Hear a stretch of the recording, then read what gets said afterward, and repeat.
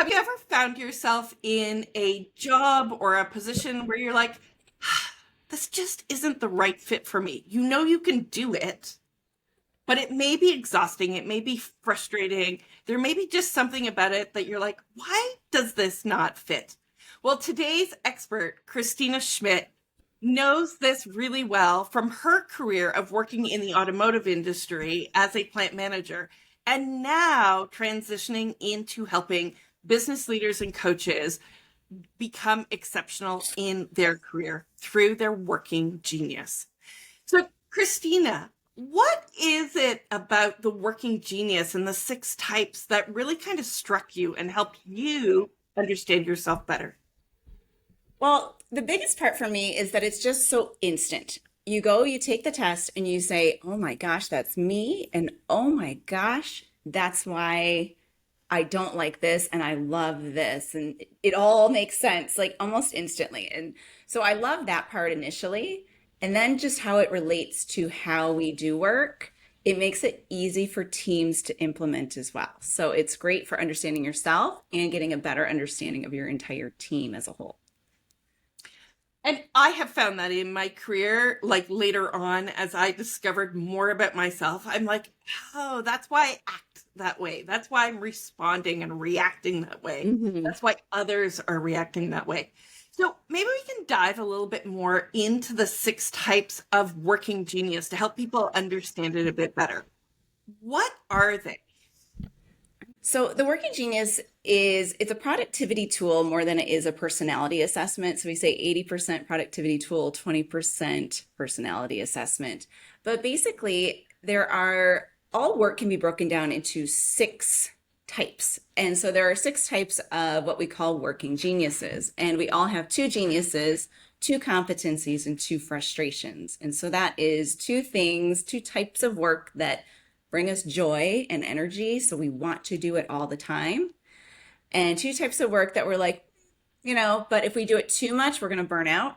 And then two types of work that we really dislike or we just avoid or we have to force ourselves to do. And we won't naturally go there and it will drain us of energy instead of giving us energy.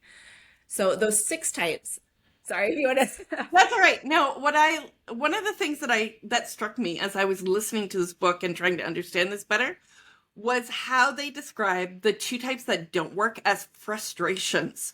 And I was like, oh my gosh, yeah. Oh, I can so see how there's certain things that really just frustrate me in parts of Absolutely. my career. So, Absolutely. yeah. I see that come across in myself as well. So my frustrations are tenacity and wonder. Tenacity being Ah, like the bottom level one. And I find whenever I'm trying to do something that's very detailed or trying to finish things, like I'm like, oh, and I get really frustrated very fast. And it's like all the things, all those terrible things about yourself come out and you're like, whoa, why am I doing this? I don't act this way, but it's because I'm stuck in that tenacity mode and it gets me so frustrated so quickly. So it's mm, funny how you see it. yeah. So, what are these six Okay, working so geniuses? so we start with wonder, and this is like the top of the geniuses, not like it's more important or anything, but it is just the first step of work. And so wonder is asking questions. And so you're asking questions like just of something that comes up, or you're asking questions of like an idea, but you're kind of saying, well, why do we do this? Is this really the best thing? Could we do this better? And so you're asking that question.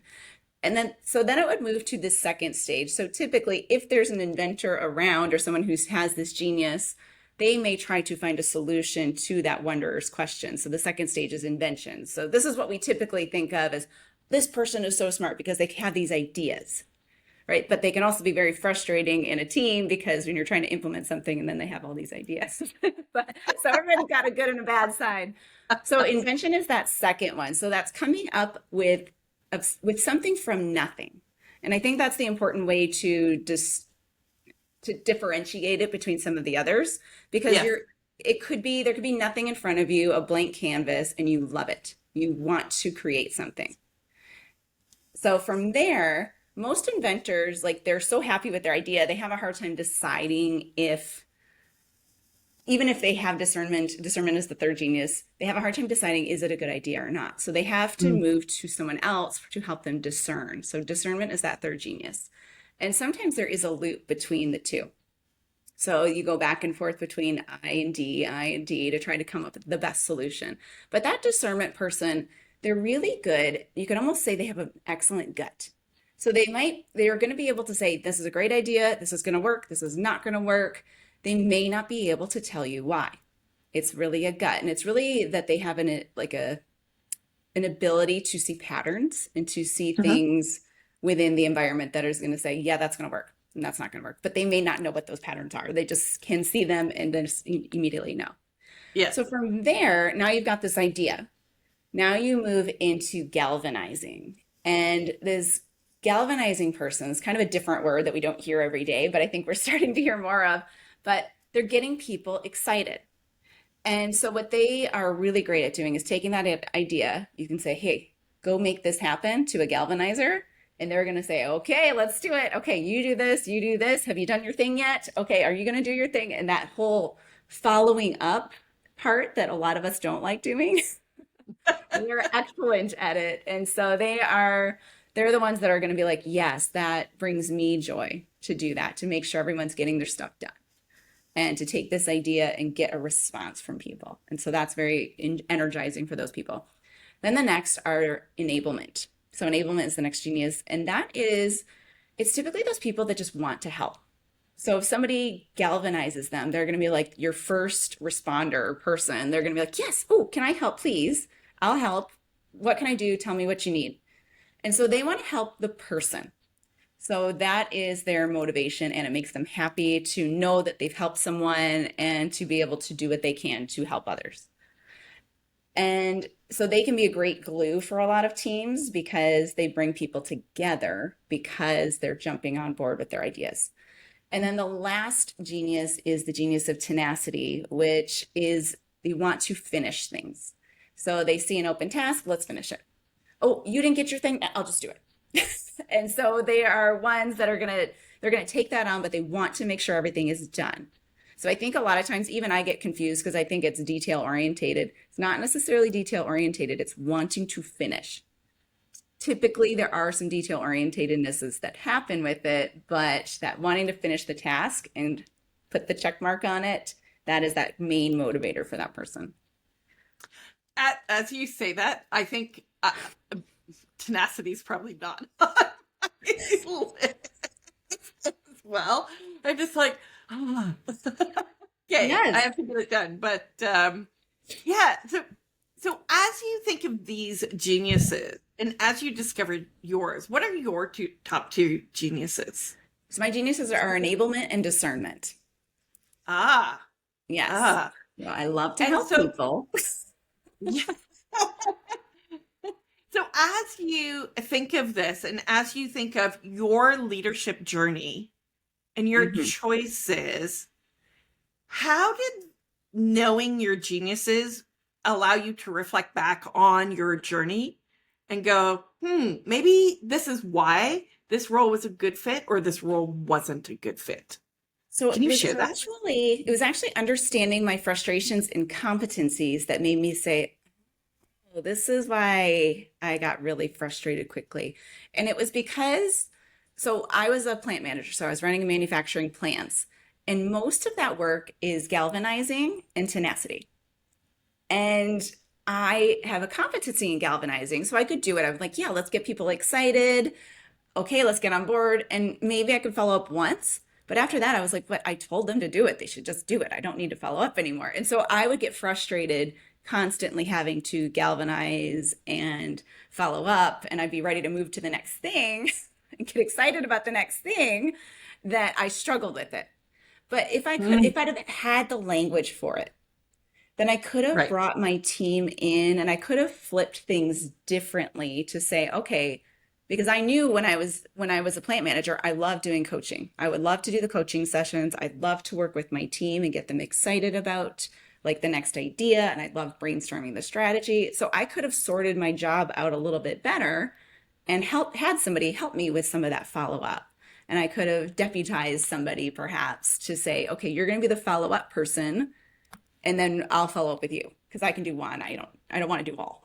Or and so I could have found ways to better outsource my frustrations and competencies had I had an Mm. awareness of them. And I think that that's a big part that we think the job is the job, but it's like, well, there's tweaks you can do because we're all going to do the job differently. Yeah. Yeah. And here's what I recognize in that is that we all have these different strengths. And so when we step into a role, when we move into a role, knowing our strengths and knowing our frustrations, as they describe it in this book, I like that word so much better than weaknesses, Yes. our frustrations, um, it can help us go, okay, so when I'm in this role, who do I need on my team to surround myself with who can be that expert in those frustration areas so that you can really shine? Yes. Yes, So I absolutely. yeah, so now that you've gone through this, now that you coach people in this and you look at people moving up the corporate ladder, how can they, by taking this test, which really is not very much money to take, like it's pretty inexpensive people to take this test, um, is how can they utilize that knowledge when they're trying to apply for the next job or figure out that next position for them? So the most important thing is like sometimes we think we can do something. We're like, well, that doesn't sound hard. But Right. what we don't understand is that am I going to get super frustrated doing it all the time? And so when you look at a new job description or you see that next level up and you're like, I can do that because I get to do all these things, but then you forget about all the rest. But what you can do is, especially when you're applying for the job, you can bring your geniuses in. You can say, well, I love doing this, and this is how I would enhance this role. And you know you're going to do it. Like we can always imagine ourselves in a role and we can say, I can see myself doing this, but maybe when reality hits, we won't. and but now you can actually say with pretty good knowledge that you are actually going to do those things because you like doing them and you can see patterns of where you've done them in your life. But you can also be open on that question when they say, tell me your weaknesses. You can say, well, I actually get quickly frustrated by this type of work. So I typically, when I'm in a position like this, I will either need support from my leader or I will delegate that sort of work in this sort of way. So you can figure out your plan in advance, what you're going to do, because we all have Mhm. weaknesses. The answer to that question is never, I don't have any, because we do. But you can take that question and be honest about it and actually say, this is an honest thing about me. So if this job is going to be primarily this, it's actually not a good fit for me. And it's your way to interview like the job for yourself versus them Mhm. interviewing you for the job. Yeah. Yeah. I think of that and I think of I was interviewing for the engineering manager position at a refinery. And we started talking and I said, I am not your standard engineer. Like if you want me to do design work, wrong girl. Like I am the people person. I like to do the projects, but doing the technical detail and all of those calcs and doing that is not me. I can look at it, I can assess whether it's right or wrong. So I probably have more of that discernment ability that you talk about, but I do not have the tenacity to sit down and do those calculations. And so what I'm hearing you say is recognizing that, sharing that in that interview. I did land that job because they were like, good, we don't want you to be the engineer. We want you to do these other things, is really important as you start to work your way up the corporate ladder. Yes, and as an interviewer, having somebody Mhm. interview, like having somebody like an interviewee who knows themselves that well, Yes. you then feel very confident in giving them that sort of job as well. And that is a huge thing. Like you saying in that role, I'm going to be this way, then they're like, yes, I believe she's going to be this way because she clearly knows herself well, and we've seen this. So it's a fantastic thing to bring to an interview as well. Yeah. One of the things that I then get curious about in relation to this, and I'd love your insight into it. As an interviewer, we often get asked to, like, what is our questions? What is it that we want to know? If you were trying to understand how your new boss acts, behaves using the working genius, is there a way that we can weave that in to the conversation to help understand their strengths and their frustrations as an employee? That's a good question. Um, there are lots of questions, and it may take some brainstorming to, on a specific level of this job, but you can say, what Right. sort of, work do you like? Like you can kind of ask them what they like. Like Yeah. when you're working one-on-one with your employee, how do you like that to work? You can, Hmm. do you like me to come to you? Do you like doing one-on-one sessions with people? You can kind of ask those sorts of questions. Or, hey, if I make a mistake, I like to come with solutions, but, do you like a brainstorming thing, or do you just want me to come and tell you the solution? Like you can ask questions like that. Hmm. Like if they like brainstorming, they may be an ID range, if they, Yeah. so you can ask those sorts of questions. And, sometimes the geniuses are harder to read from people. Like your wonder and discernment when they're paired up, especially, they're really hard Yes. to read because they're in their head a lot more. So most of their genius is happening inside. So it can be difficult to read on them, but understanding like it is, and that one might be hard to get from an interview, but you Okay. could ask something along the lines of, are they, it's weird. It would be weird to ask, are you contemplative? Yeah. But those are like what you would see. But you may be able to ascertain it with the speed of their questions. If they're taking Mm. thought before responding to you, that is a Yes. very good indication that they're probably going to be in their head a little bit more. And it may be something Yep. that you have to learn to pull out of them. Like, say, hey, I can see you're thinking about something. Can you share with me so I can help or so that I can understand it better? Because they're not going to, their head's going to be going, Yes. and you're going to have to figure out what they're thinking if you don't pull it out from them. So there's an element of managing up that this can help with as well when you see those wheels Oh, turning. and I think that's critical, especially when going for a promotion. So it's one Hmm. thing when you've never worked in a company, but when you're in a company and you want to move up the corporate ladder, Hmm. understanding or trying to reflect on and think about what are my boss's strengths? Where do they shine? And Hmm. where are their frustrations? And how can I help in that process? Because one of the things that I think that helps us get promoted and be recognized is when we can solve the problem that our Hmm. boss or somebody in senior leadership struggles with.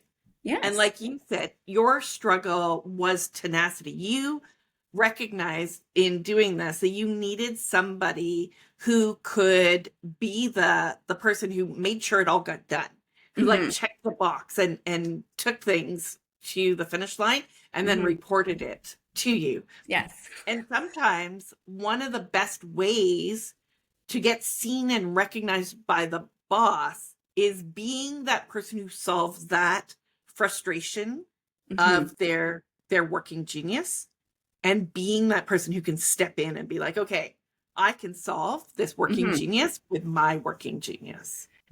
And that is wonderful as long as it is your working genius, because some of Yes. us have a real skill at pushing ourselves to do the awful things to help others. Right. And so you can get labeled as that person and then get stuck doing that all the time, Mm, which will then burn you out. So you're going to get that right. promotion. You're going to get always assigned those tasks and get burnt out. So again, having that understanding that this is how I can fill the gap and this is my genius. So making sure it's Yes. and your genius because And your genius. yes, so awesome. Yes.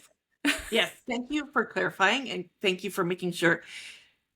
So if you are watching this and you want to learn more about the Working Genius, more about Kristina, how can they connect with you? I believe you've got a free offer, a free activity or download that they can use. Do you want I to share that do. with us? Sure. They can go to my website at KristinaSchmidt.ca. And on there is a download that you can grab to help assess your job. So what it does is you break down your job role. So it can be the job you're currently in, or it can be the job you're looking at. So you can either grab the job description and do the analysis, or just what you know about how you spend your time in your job. And then we compare that to your working geniuses and working frustrations and try to see how much time are you spending in there. And then we walk you through is there something I can do about this, like tweaks I could make? Or is this the right job for me? Or what could I ask in the interview? So you brainstorm some questions. So it kind of brings you through a whole process to prep for that interview, or analyze your own job and prep for that conversation with your boss. So it's a great way to Mm. really say, hey, is this good for me or not good for me? Am I chasing the wrong thing? Or is this actually going to be great for me and I'm going to do great and I'm going to love it? Yeah.